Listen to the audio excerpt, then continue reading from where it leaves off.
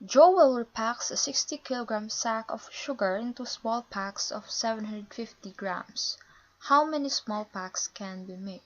So, ano yung unang gagawin natin? Let's identify the topic. So, anong topic to? Conversion of units. So, from bibinigay na kilogram, bibinigay na gram.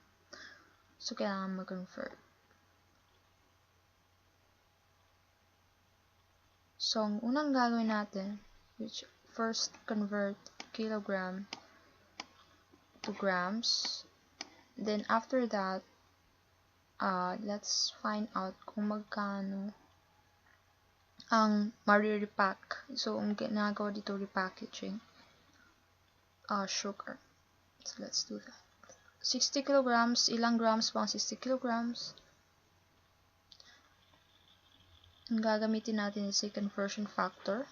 So, magkano ang 1 kilogram? 1 kilogram is equal to 1,000 grams. So, given is kilogram, so dapat yung denominator is kilogram. So, 1 kilogram equals 1,000 grams. Bakit nga nasa denominator ito? Kasi, yung given is kilogram. Gusto natin ma-cancel out yung unit na kilogram. So, the given is kilogram, dapat yung conversion factor na 1 kilogram to gram is yung kilogram yung nasa denominator. And then, tanong is how many packs can be made. So, ilang grams pa sa isang pack? Tingnan natin kung nasan yung grams.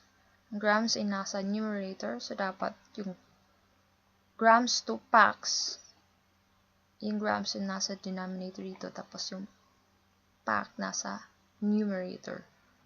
So, isang pack, mayroong 750 grams ng sugar. Okay? Kasi gusto natin makancel yung kilogram, makancel yung gram, para yung pack na lang matira, so yun ang gusto natin malaman. So, let's do that. Cancel kilograms, cancel grams. So, the answer is 60 times 1,000 over 750.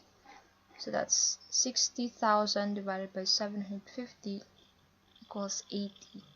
So, the answer is 80 packs. And that is found in letter D, 80.